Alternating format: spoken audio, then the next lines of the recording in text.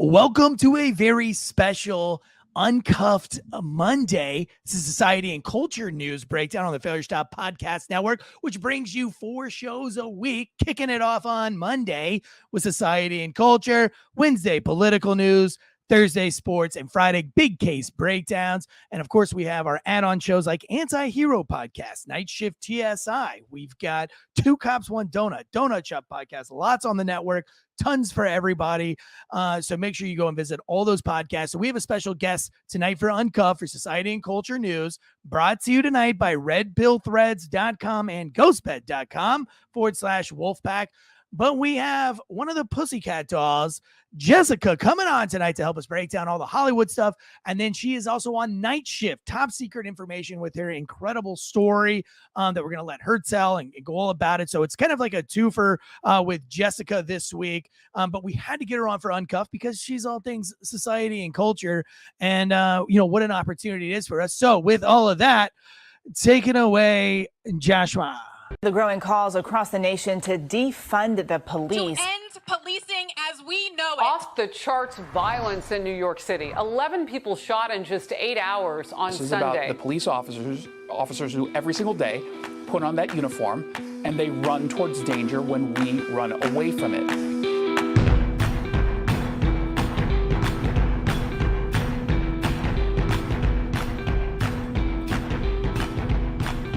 All right, guns up, giddy up. So you know where you guys are sitting in your first responder vehicles, your little meat wagons. You're like, society and culture news. Why do I need to know what's going on in Hollywood? Well, you can't live under a rock forever.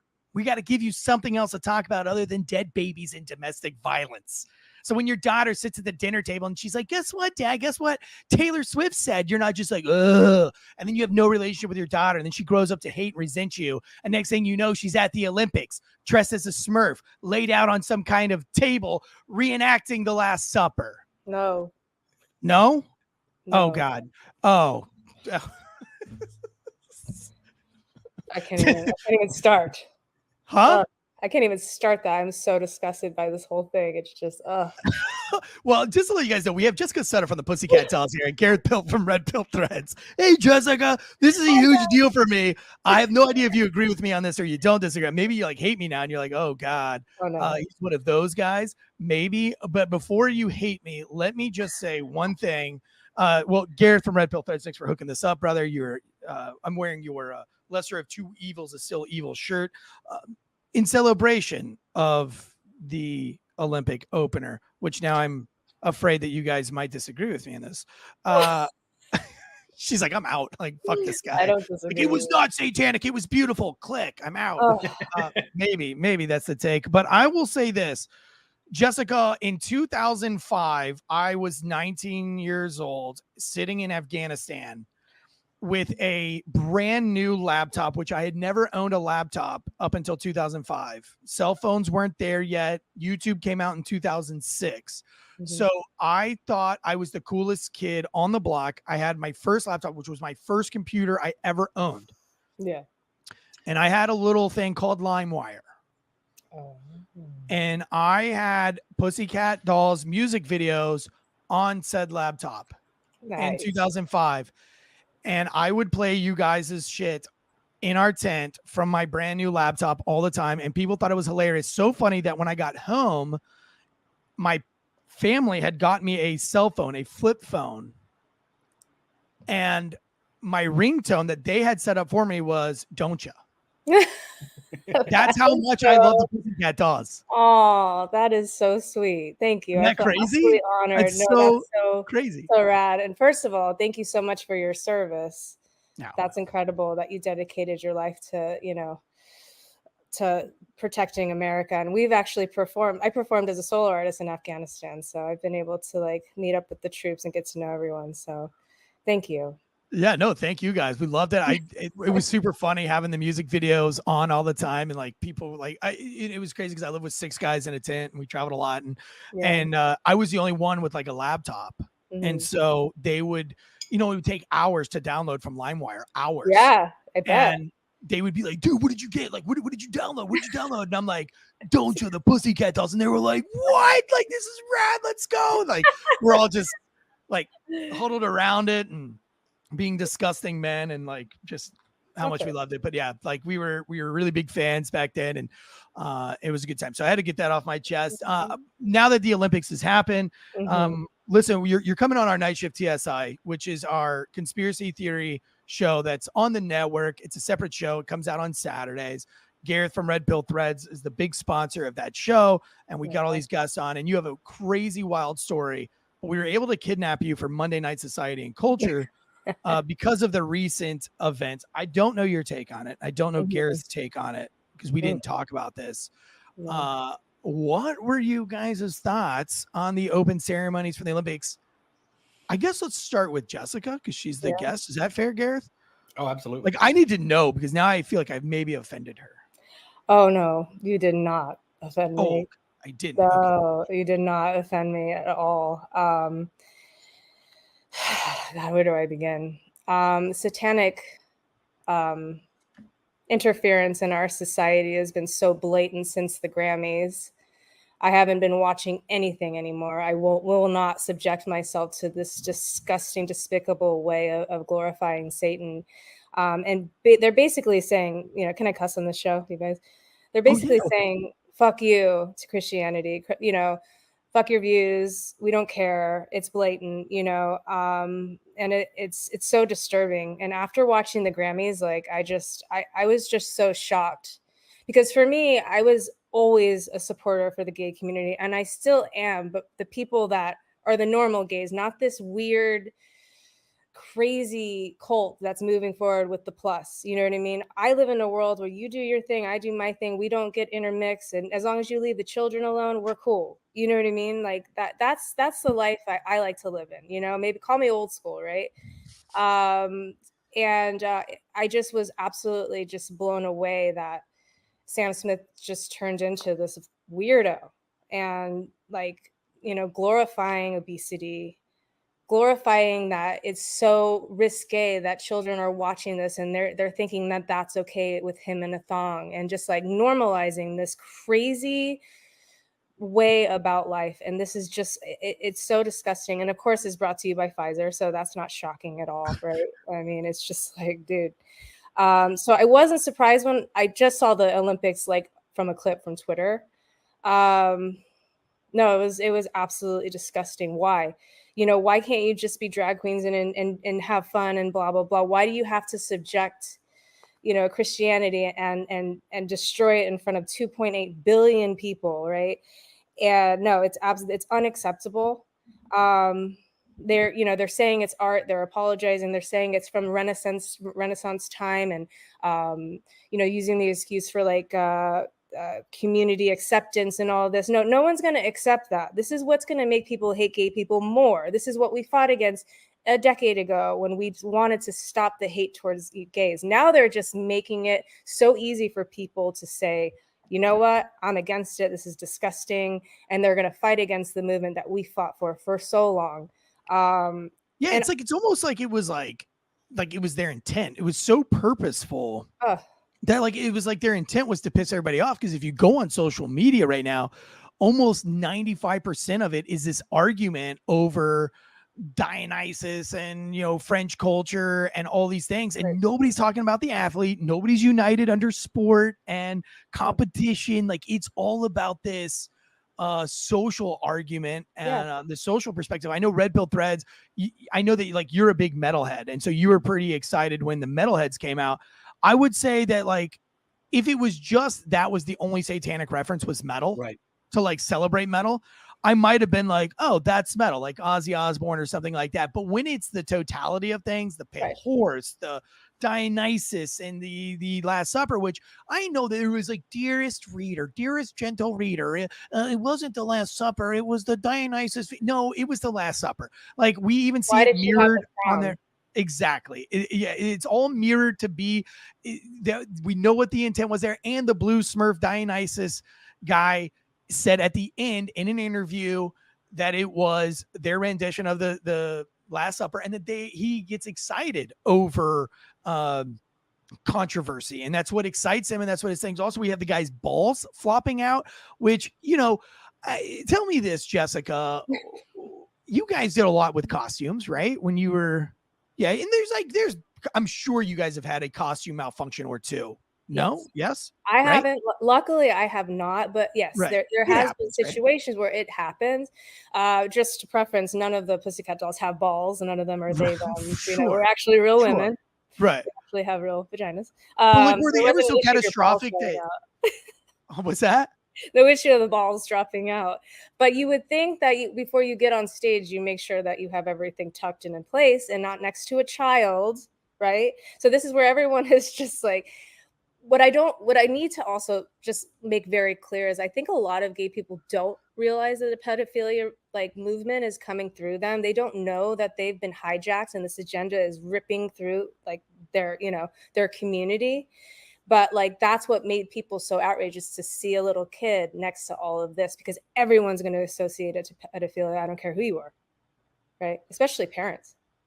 Yeah. But I really do believe there's innocent victims in this. I know one of the drag queens.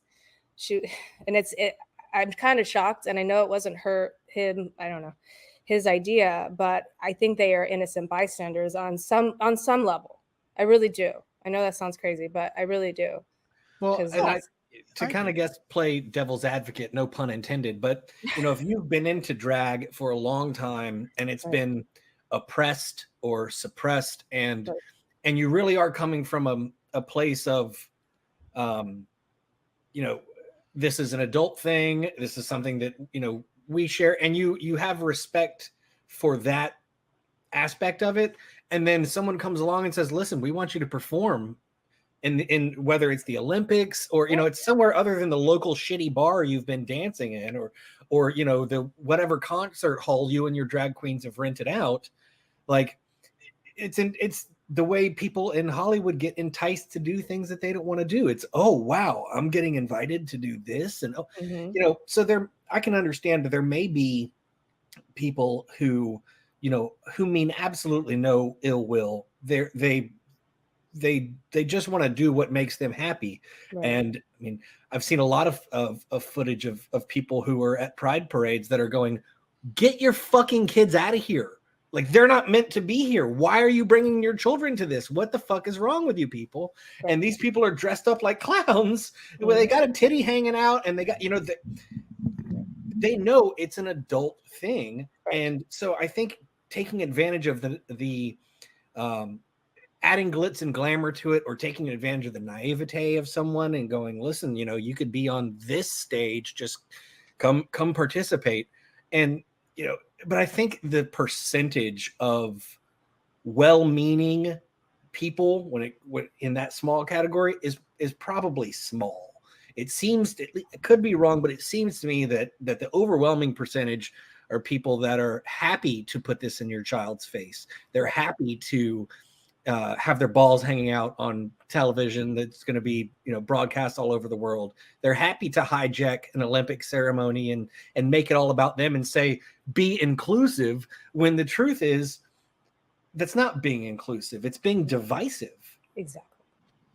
Yeah, when you worked for the Pussycat Dolls, like, did they ever try to like hijack you guys, or like, is there a thing called hijack? Like, is that real? Do you guys feel like pressured into doing certain things that you either got tricked into doing, or did you get to do your own thing? I have so many like conflicting theories about me being a part of the Pussycat Dolls. It's like a whole nother interview, but I will say in 2019, we tried to do a reunion. And in our like press, like PR, like training sessions, inclusivity was a massive word they were trying to ram down our throat. They wanted us to say that constantly in interviews. And I'm like, what does that even mean? I've never even heard of this. You know what I mean? We've always been about gay rights and acceptance for everyone. And inside every woman is a pussycat doll. Then it changed, inside every man and woman is a pussycat doll. You know what I mean? We just had that lingo. But I definitely do believe that a lot of the artists nowadays don't realize, and they're being tricked and manipulated to thinking that this is good for society, that this has been an oppressed community. And it's so far from the truth. They're you know, I'm interested to see when the minor attracted person or pedophilia comes into play, because it's the plus. We keep on going to these weird, psychotic, you know, names, pronouns, or whatever the hell. You know what I mean? It's just it's crazy. They're lunatics. It's making language soft too. When you can take like pedophilia, the word itself strikes something deep in pretty much everybody. If you've got a conscience, it hits you.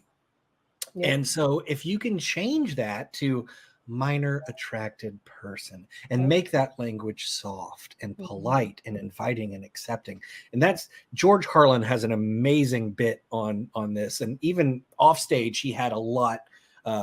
He was very outspoken about political language and just language in general, and how he called it the pussification of America.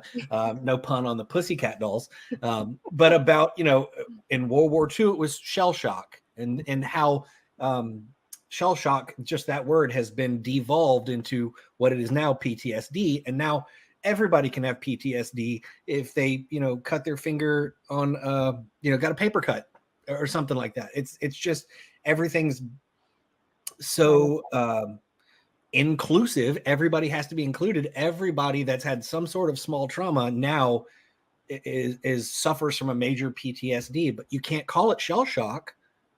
We can't use that word, or we can't use this word. We can't say pedophilia. That's just too strong of a word. So when you watch society, like in 2019, if you just said the word inclusivity to me, what? Hey, were you talking about words that you can say and you should say? Like, did you ever think we would live in a day where you could say queer? Like, that was the one offensive word when I was a kid. Like, you could say faggot. That was fine. Like, people were like, oh, yeah, that's fine. But, like, if you called somebody a queer, they were like, yo, too far. And now it's like swap. Now you can't say the F one, but you could say, and, like, they all use queer. And, like, I'm bringing faggot back. Do you know conservative Anthony? Do you know conservative Ant? Have you ever met Anthony Ramon? Yeah, I love him.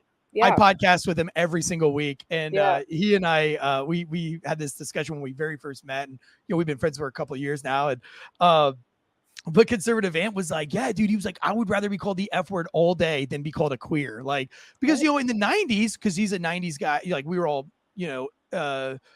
in middle school through the 90s, high school in the 90s, queer was the bad one, right? Like, does anybody remember that, or am I just crazy? No, you're not. You're absolutely right. Because I saw them. I still cringe when I hear queer. I don't cringe when I hear the F word, but a lot of people do. But like for me, I cringe when somebody says queer, because that was the one that was too far. That was the one where you were like homophobic. Like when you went when you went to the Q word, you were like, yo, calm down. Especially us from the South. Fun and games, yeah. Right, like, from the South, exactly. They try to make it like the N-word, and like, you're queer. Like the N-word is the one thing, like, right? That's like hundreds of years of oppression. Like that one's earned. Like you earned the N-word. Like I'll never say it.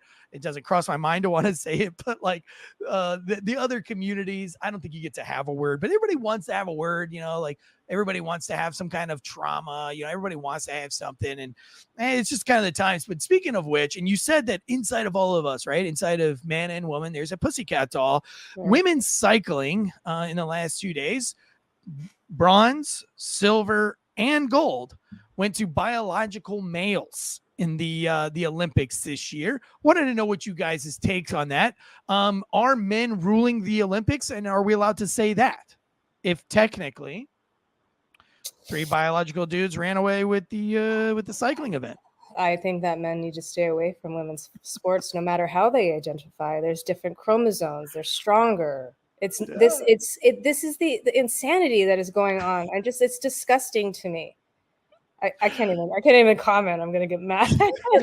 Why don't we have women fighting to be in men's sports? Right. Where's that? Why don't we do that? Right. Well, and here's the thing. We were oppressed as women. We couldn't even vote. And we've had to fight our way up the ladder to be equals to men.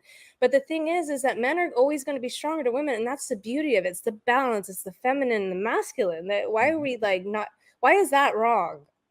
I'm sorry. I love the masculine. I love my husband. He is the man. He makes the decisions. And I take care of it, even though I'm the boss.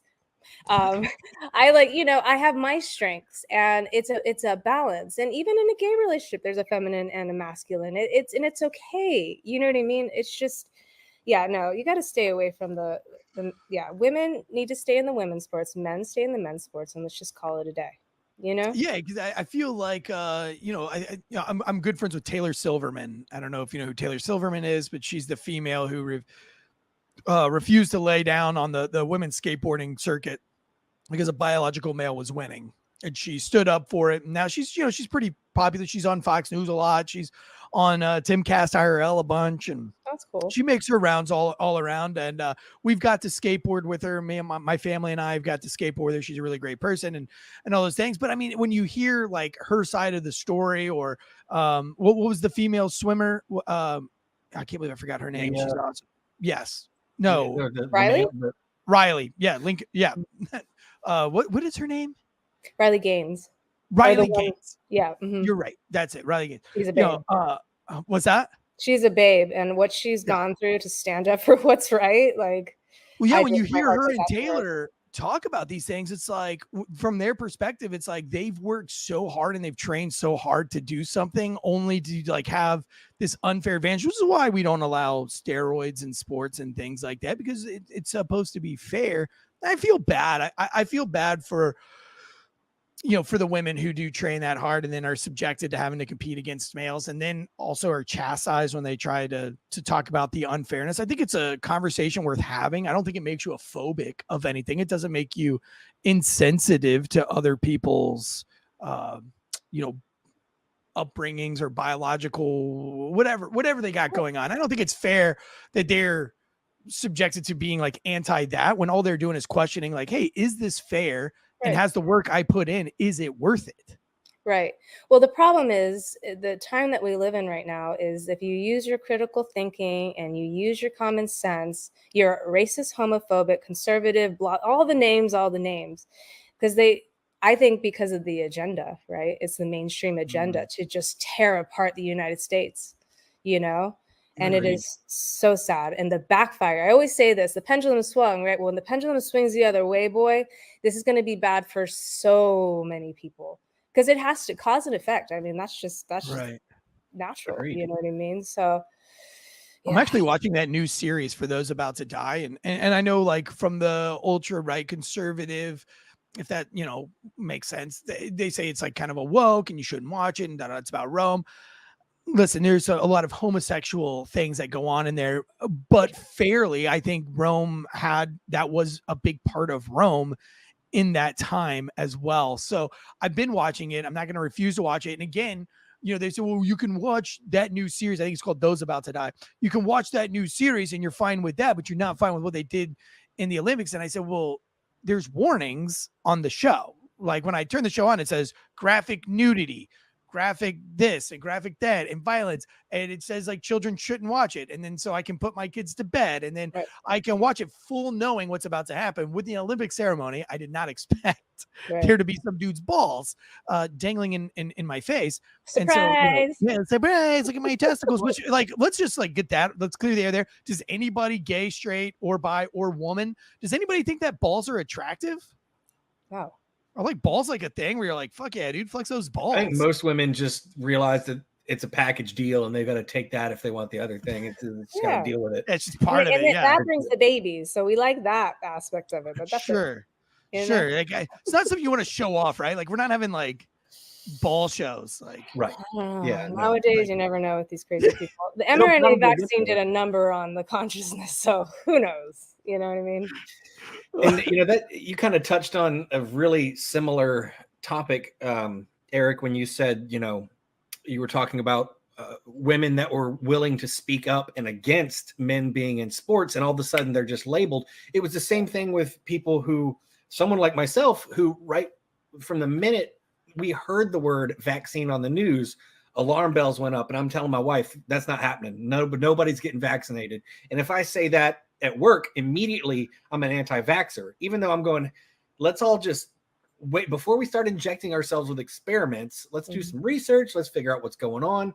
But it doesn't matter if you say that, or if you, Jessica, as you were saying earlier, if you use your critical thinking and you just stop for a second and go, can we just breathe before we make a life-altering decision, whether that's injecting yourself with something or taking chemical castrating drugs to change your sex, or even just get a tattoo, because I got plenty of them. Most of mine are terrible, and I should have stopped and taken a second before I did it.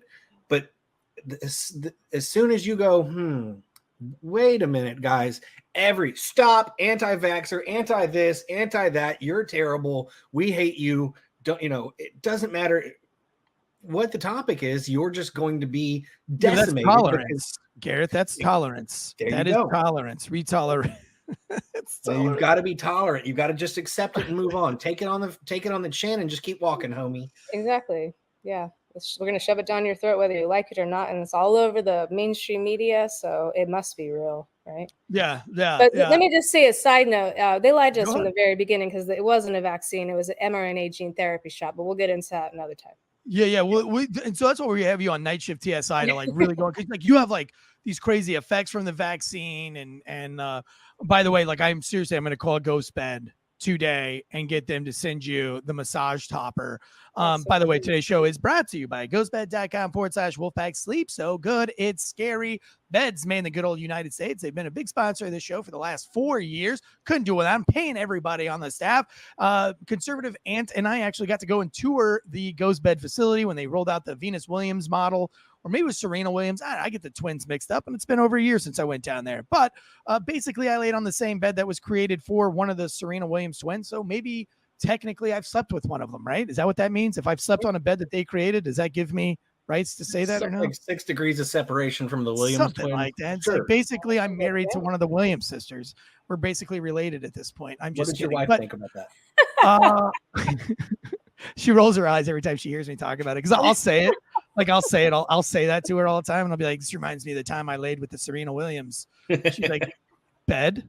You laid on the Serena Williams bed?" And I'm like, "Come on, stop taking it away." But they did send me the massage topper. I got the box right here. They sent me a massage. That's their new release for the summer. That's something new that Ghost Bed has.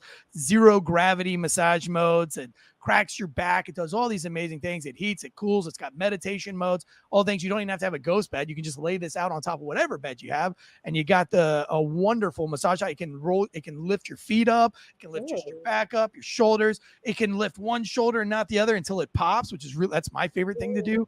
Oh, it's so good. And it's air. So like it fills up these air pockets. So it's not like some like abrasive roller that's like crushing your ribs and your spine. It just like, it's like these air pockets that flow through it and they get real hot and cold. It's really cool mattress topper. I'm going to see if we'll get you on because we love them. But right now you guys can go to ghostbed.com/Wolfpack. And that's their, the pillows, cooling sheets, the mattresses, they've got the adjustable bases, all the things. Head over to ghostbed.com. And then also today's show brought to you by redpillthreads.com. It's all the awesome, amazing shirts. My children have now started wearing Red Pill shirts. My kid yesterday had an amazing shoot. They have their new show called Rad Kids Club. It's the YouTube channel being produced by Bird Up Media. It's the media company making their show. And so they were shooting and filming yesterday, and my kid was wearing a Dead Pedophiles Cannot Reoffend t-shirt.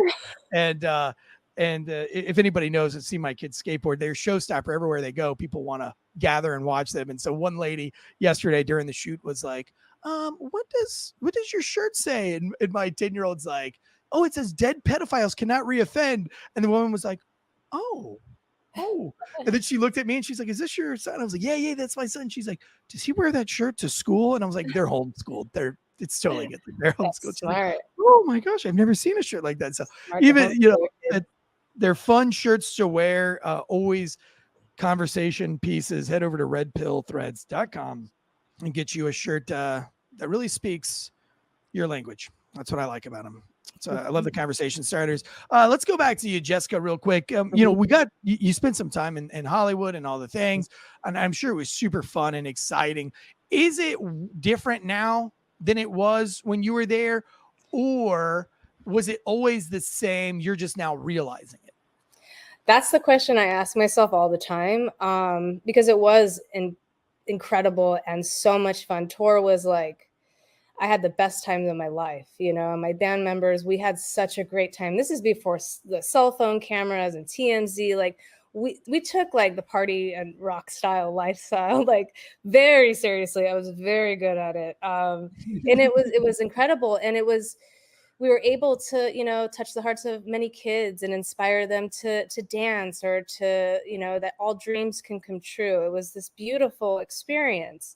When I got injured, it ripped the veil of society. And I looked back and I was always questioning, like, wait, was this always weird? Were we always like the Holly weirdos to everyone, you know? Because it didn't feel like that. But now it's so cringy that there's no way in hell I could go back. You know, there's no, there's no looking back. I even fled from California. I'm in Tennessee now.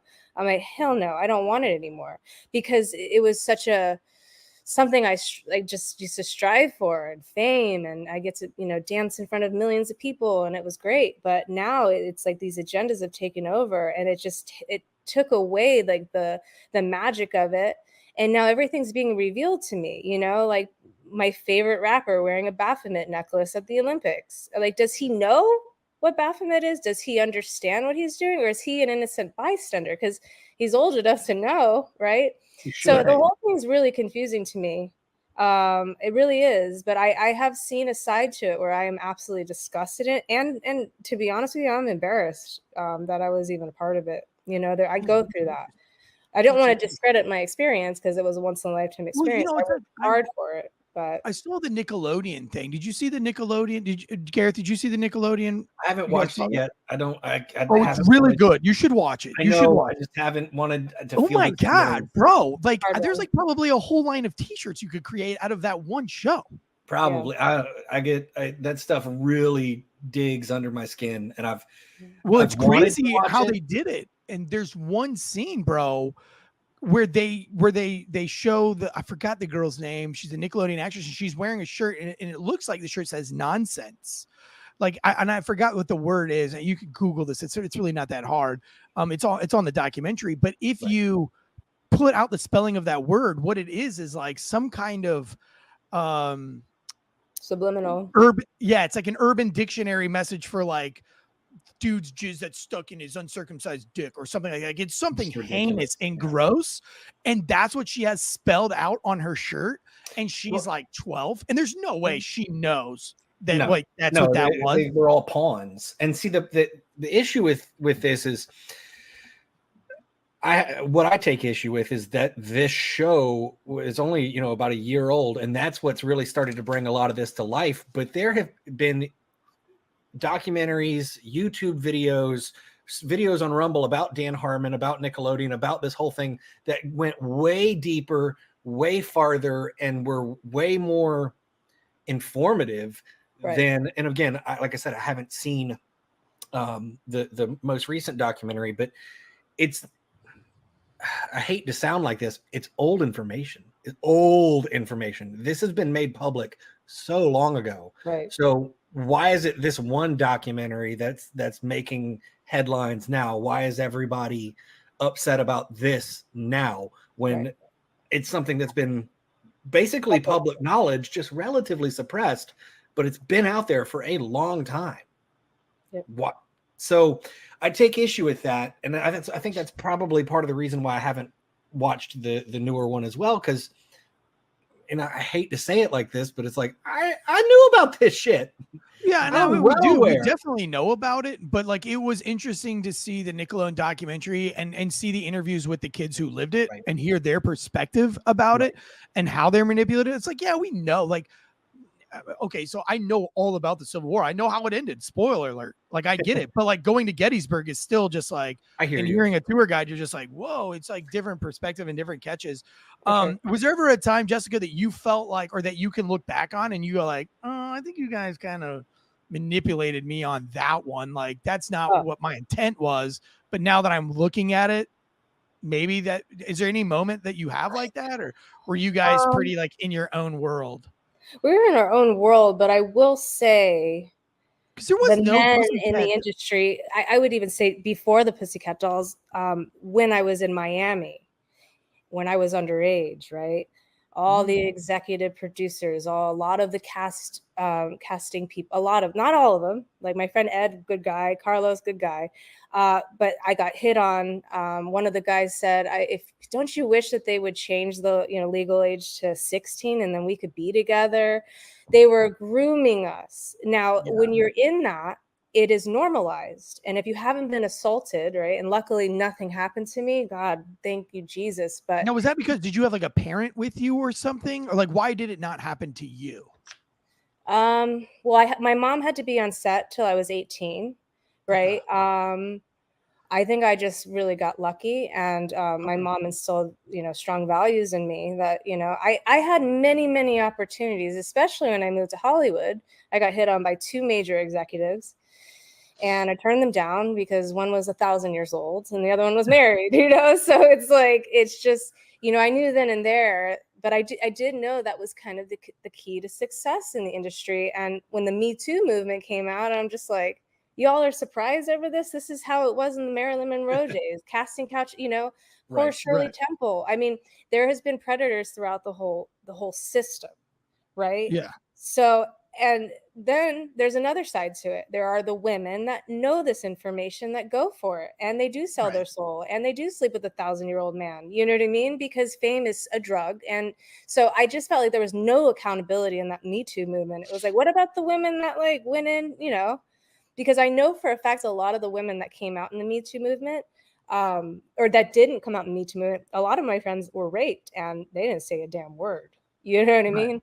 So I Right. don't know. Just the whole thing is just icky. And I pray to God my son doesn't want to get into the industry. He's a boy, but it's even worse for boys, especially like male models.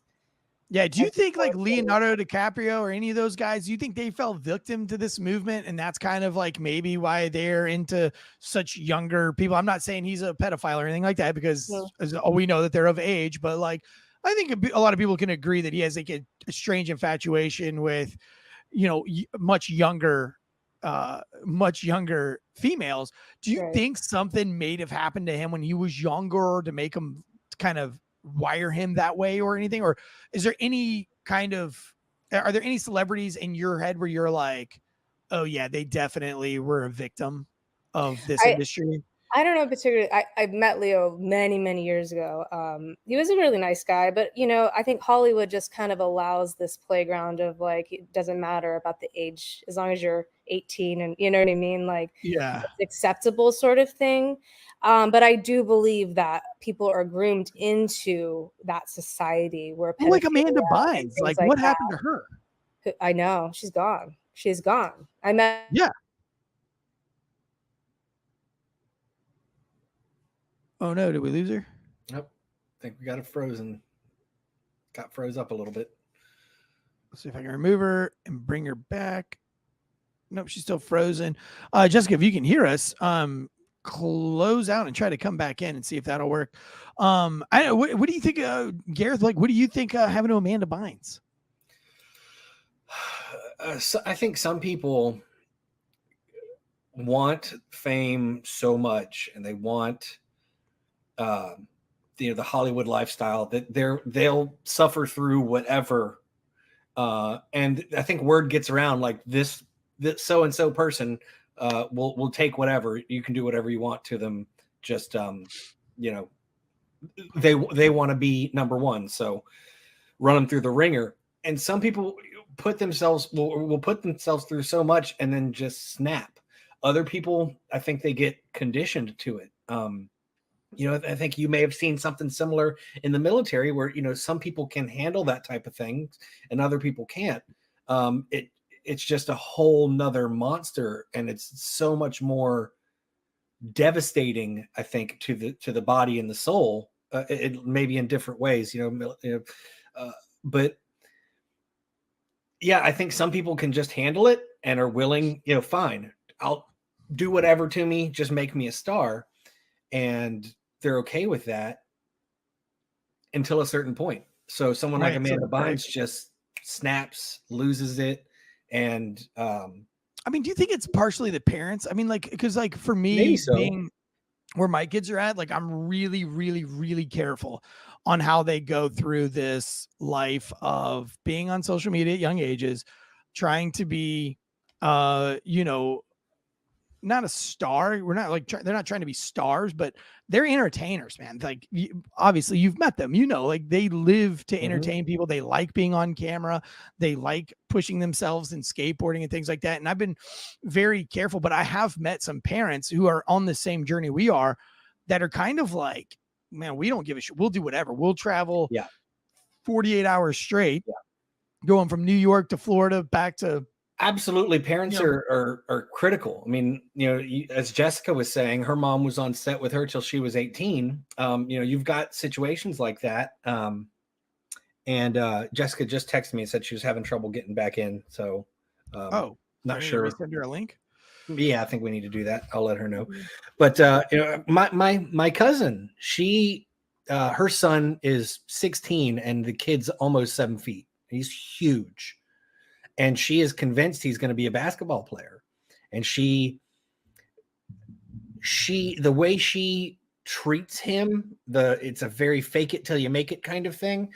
And I guarantee you, she would put him in whatever situation so that she'd be willing to risk that, just to get him to go pro. And so some parents, like Jessica's mom, are on set with her till 18, are able to kind of watch over and make sure everything's on the up and up. And you've got other parents who are just like, hey, all bets are off. I'll sell my kid, I'll sell my soul, I'll sell whatever. I want to be famous, but not through them. And so make them famous, make me rich. Someone like Britney Spears' dad, is willing to sell out everything for money. Have you met Amanda Bynes? Me? Yes. Yeah. I have. Yeah. Mm-hmm. Do you have any idea what happened to her? I think a lot of sexual abuse and trauma will really chip away at your brain. But I also do believe that they put you on, I think the psychiatric part, like the big pharma part of the industry, is a real thing. And for instance, when I met Britney Spears, we were on tour with her. She was like, my girl could dance. It didn't matter. But she made me. And when we met her, it was right after she shaved her head, and we went on tour with her when she wasn't home. So they really drove with kind of mind-altering sub. I never thought about that. It's actually want to keep everyone in line, docile, just not things, you're kind of like a puppet sort of thing navigating through life until you die, right? So it is, they eat you up and spit you out when they're done making money off of you. And when you refuse to make money for them more, then your life is haunted by other things, I'm sure, And I think only a handful. I've seen a lot of people crumble. And as far as I know, and I'm not connected to Hollywood, but as far as I know, only a real small handful of celebrities, rappers, singers, like Kanye being one of them, have come out and been like, look, here's proof. I mean, they're talking about medicating me, sending me back to the loony bin. Was it Harley Pasternak was his physical trainer, who was also a CIA asset, if I'm correct, who was saying, we're going to turn you into a zombie. You're never going to see your kids again. So having the constant threat of having to involve pharmaceuticals, having to involve illicit drugs, cocaine use, whatever, and using that as a mechanism of control for people is. I didn't stop to think how fragile they could make the mind in order to manipulate it, because of course medications can manipulate. And the outsiders looking in, we're watching TMZ, seeing Britney with a shaved head and holding a baby driving down the highway, just going, she's lost her mind. And yet she has, but why? What caused it? Not fame. Because they broke her. They broke her. Exactly. She was an amazing, she still is an amazing person, but she is broken, and the parents were pushing her. I remember it, and I'll never forget the day she shaved her head. And then 2 weeks later, we get called into the office. You're going on tour with Britney Spears. I'm around each other, like, she just shaved her head. Wasn't it a vacation? Like, what?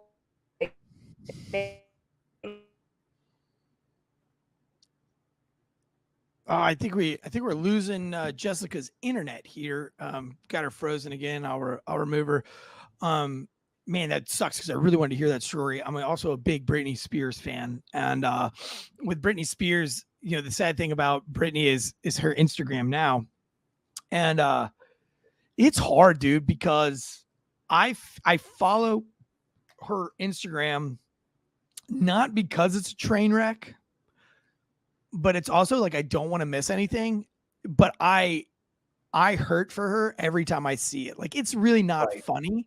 Like, I'm really legit sad for Britney Spears. And I think it's obvious that there's some parental illness, like her just bad fucking parents. Oh, of course. On that. And yeah, like Jessica said, she's just broken.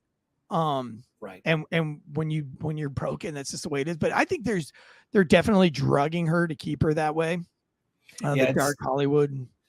I think that's just part of the protocol, you know. I mean, and that's stuff that was developed in the 50s, the 40s and 50s, and you know, CIA and FBI. It was kind of when they started with Mockingbird and MK Ultra. You know, doing the LSD testing on unwitting subjects, doing just a lot of the illicit drug testing on people, just to see what would happen and what they could control. And it's just kind of spilled out into Hollywood, you know, over the last 50 plus years. It's been, okay, well, this is a method of control, and newer drugs are rolling out all the time. You've got, you know, big pharma pumping out all sorts of different, whether it's SSRIs or what have you, things that are just mind altering. And so you turn these people's brains into putty and then form whatever you want to from there. And it's scary that, you know, the cocktails that people are on these days, you know, like some of the side effects could include murder. You know what I mean? And like, I'm not even being funny. Like, that's right. There are drugs out there that like homicidal behavior or homicidal thoughts, suicidal thoughts. Like, I mean, the fact that you put any of that in your body is insane. This has been a fun episode. We've got Jessica back on for Night Shift TSI, where we're going to go all down the rabbit holes with Jessica.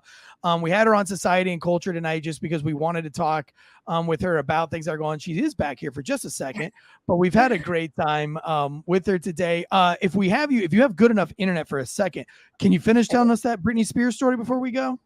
Absolutely. I'm sorry. I live in the boondocks. No worries. Away from society and people. So yeah, I do believe that they break her. After she shaved her head and we were told we were going to go on tour with her, it just showed me that like they really don't care about you as a human at all. They do not. You are a commodity. You are there to make them money, and the trade-off is that you're famous and you get your dreams come true and all of this. But it's a trick. It's 100% a trick, because you no longer own yourself at all, no matter what you think. Not even contracts for sure, but like you do like a silent contract. You know, you lose who you are, and it does take a toll on people, especially someone like Britney, who is like a good-hearted like Southern girl. You know, just a sweetheart, right? It's very, very sad to see, and to see her now. I mean, it breaks my heart. I don't even think it's her. I honestly think they're tricking us. There's some weird, I go down the conspiracy rabbit hole of that, you know.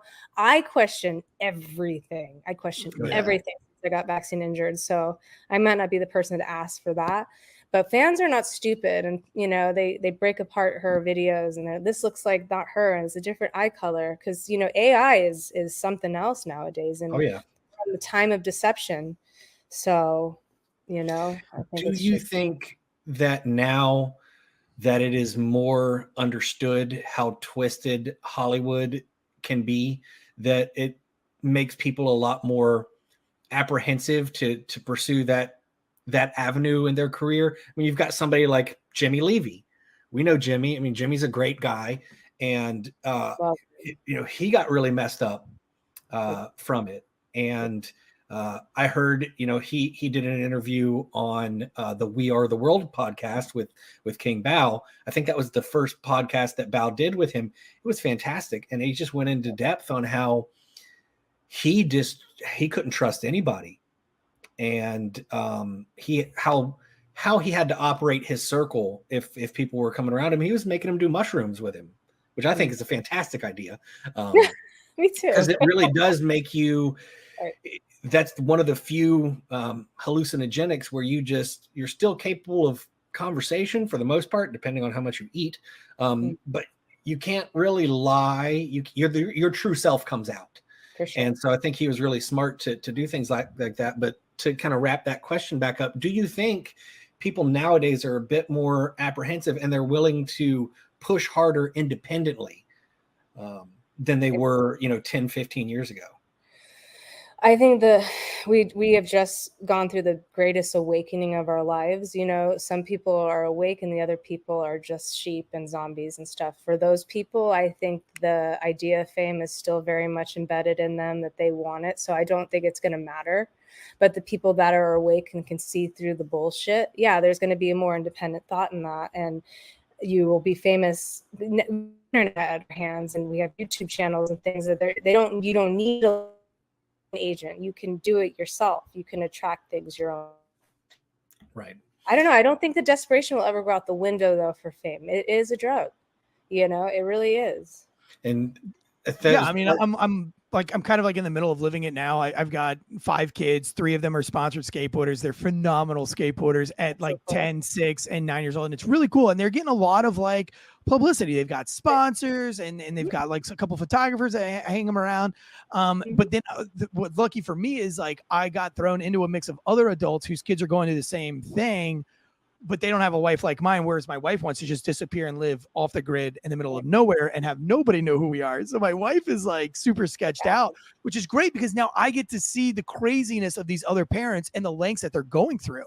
So like they're going to New York and then flying straight down to Florida for an event, straight back up to New Jersey for an event, straight over to Kentucky for an event, straight back to Virginia for an event. And they're just go. And they're posting this on social media and their kid is completely fake. Well, I mean, their kids are great and sweet, but like what they're doing on social media is not real. Luckily for me, everything you see about my kids on social media is 100% them, to the point we have to like tone it back. We're like, dude, can you just like pretend not to be that big of an idiot for a second? Like slow down. It's really funny, but we don't do any of it. And we've turned down all of the contracts, all of the paid contracts that say you shall. We have turned them all down. And we've had the conversation with our kids. It's like, hey, like that's really, really cool. And yeah, they're going to pay you that weekly and you're going to go, but it says that you shall be at this event. You shall be at that event. What if you have a sleepover? Like, what if you have a birthday party? What if you have Nana wants to do this? Like, you're not going to be able to do that. So we turned it down and we were actually partnered up with another kid doing a podcast. And they had a bunch of pro celebrities on their podcast at a very early age. I mean, all like big, like Ryan Sheckler and some of these other guys, pro extreme sports athletes. Ryan Sheckler actually paid for them to go to Woodward for a week, and that was really great. He's a really cool person. He's such a great guy, everything like that. But this this kid, they wanted them as a couple, like as a pair, as a duo, host and co-host. And we and the other parents had this like discussion where I was like, dude, we can't, not with our kid. We can't do it. And they're like, well, it's kind of unfair to us because if you don't do it, then we're missing out. And so what we ended up doing was saying like, hey, I know that we created the podcast. We came up with the name. It was all our idea. Y'all just take it. Like, that's what y'all want. Like, your goal in life is to be famous. That's great. Your kid's good at it. Like, but we don't want that for our kids right now. And maybe when it comes at like 13 or 14, if that's what they want to do, but like in no way are we trying to sell our children's souls for rich and fame. And I think what people don't get is the intent of what you're trying to do. Like, for us, it's not the fame that we want. It's the freedom that we want. And so if you're signing contracts that say you shall be here, here, and here, well, that's not freedom. Like, we want to be able to, have our kids compete and let them live where they want to live and do what they want to do and not have to work for the man and get to live this, enjoy this life. But it is exciting though, when they put us up into really nice hotels and we get to do these pro level events, and that, the crowds, that watch them skate is pretty cool, especially at 10 or 11 years old. Obviously nothing compared to the Pussycat Dolls.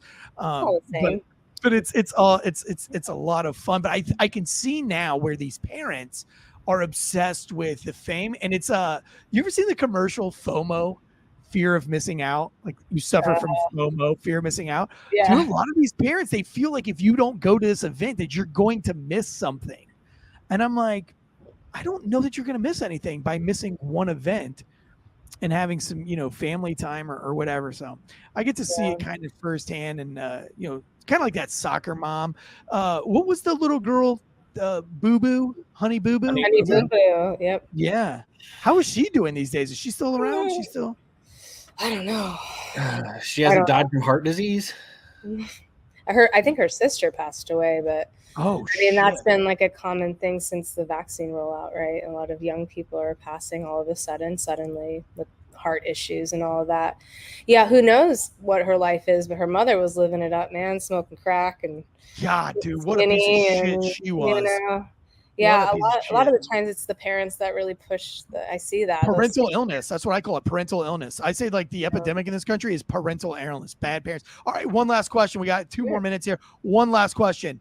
Sure. JoJo Siwa, Society and Culture News. Listen, a lot of kids are listening to JoJo Siwa right now. What do we need to know about JoJo Siwa? You know,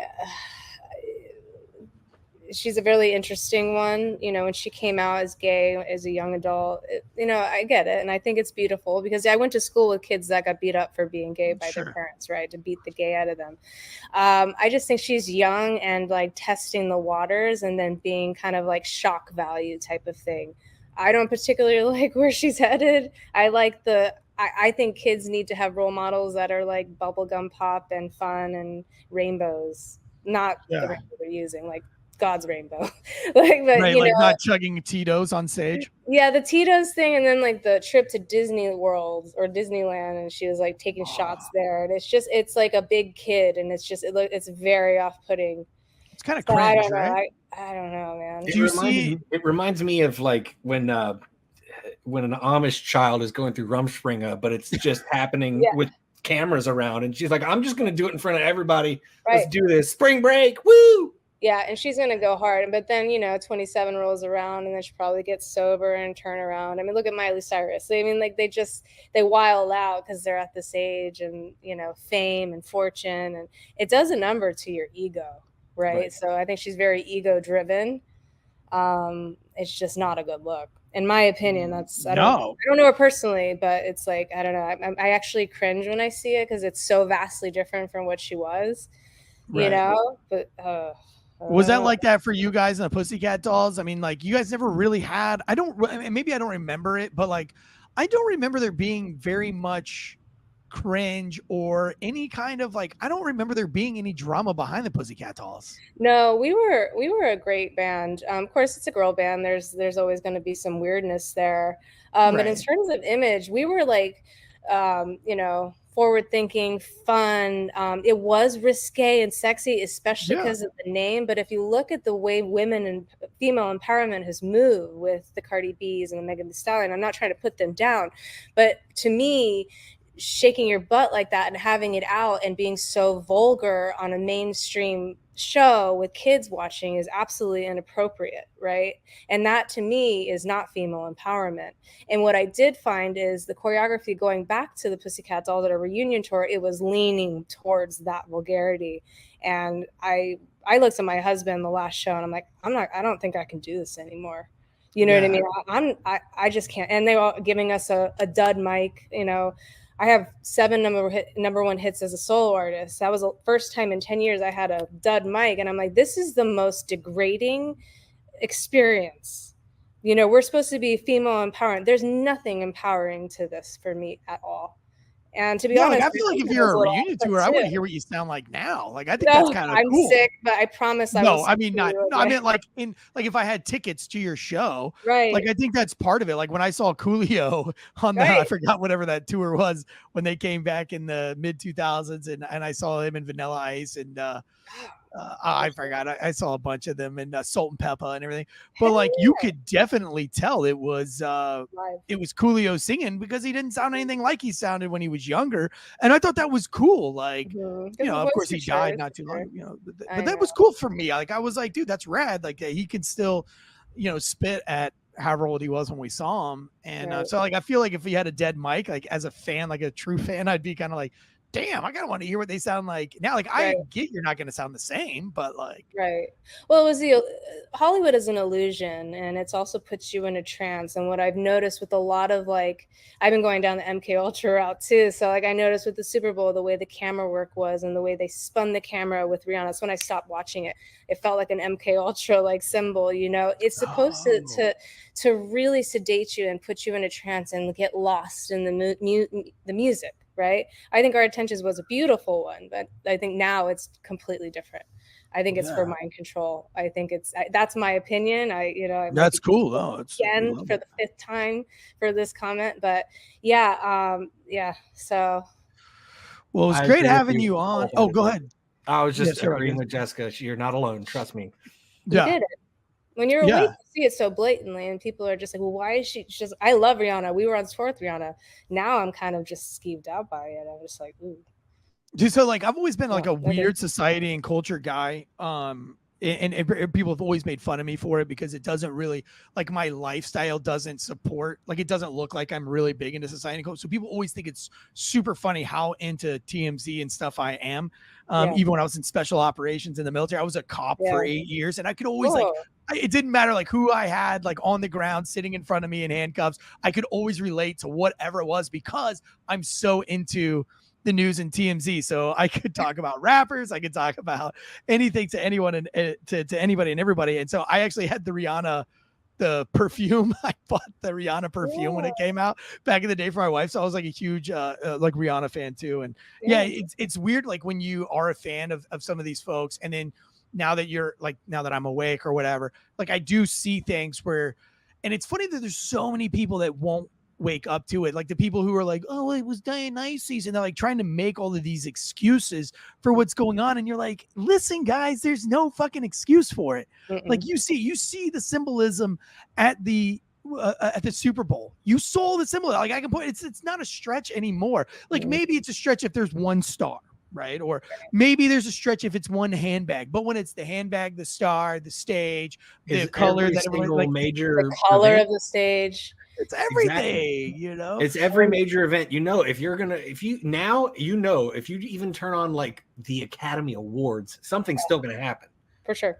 They're not trying to hide it anymore, and they're going to take even though it's the Academy Awards, like 12 people are watching it, it's a big deal to them, and they're going to take every opportunity they can to shove that symbolism, to shove that MK Ultra those visuals in your face, to just show you, hey, look what we're doing, and you're not going to stop us. We're just going to keep doing it.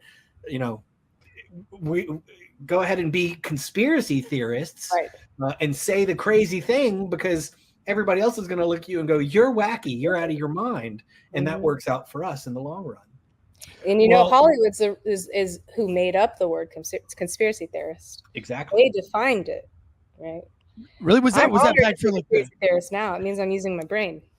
Yeah. Was that back from JFK's time when they came up with conspiracy? Is that when they came up with conspiracy theory? Yeah.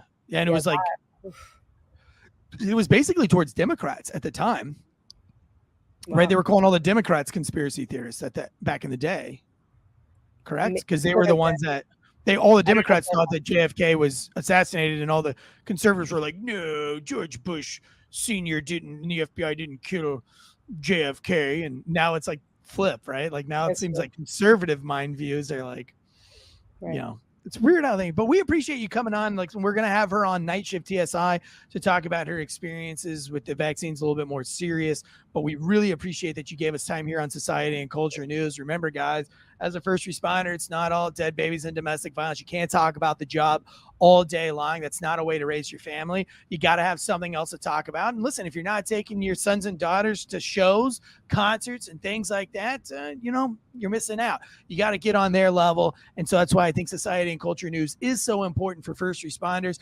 October 18th, guys, in Orlando, Florida, we have the big comedy show. Looks like it's going to be a Tactical Brewing Company on Friday night. And then we have the big live concert Saturday. I think it's at Club 13. But we have Conservative Anthony, Kyle Rittenhouse. We have A couple of Navy SEALs, Eddie Gallagher, Navy SEAL Eddie Gallagher is going to be there. I believe maybe Blake Reynolds coming in town for that big giant Podcast-a-Palooza meetup. Anti-Hero Podcast will be there. Will be there. Gareth from Red Pill Threads will probably be there, I'm sure. We've got Two Cops, One Donut Shop podcast. All the podcasts are on the network for the big Podcast-a-Palooza, October 18th in Orlando. I'll let you guys know what hotel everybody's staying in probably by Wednesday this week. We have the hotel. I just don't remember it, and I don't have a producer here to ask for him to tell us what it is, so I can't pick it. But October 18th, we'll have to see all of you guys there. Jessica, thank you so much, and make sure you guys go over and follow Night Shift, TSI, because that's where we're going to have Jessica to tell her whole entire story about how she got to be where she's at today. That's going to be a huge episode. And again, that's Gareth's podcast called Night Shift Top Secret Information. And that's where you're going to get the whole story from Jessica Sutta. But we appreciate you coming on to break down some society and culture with us. Huge fan, big fangirl of both of you guys, actually. So we appreciate you guys. Until next time, guns up, giddy up.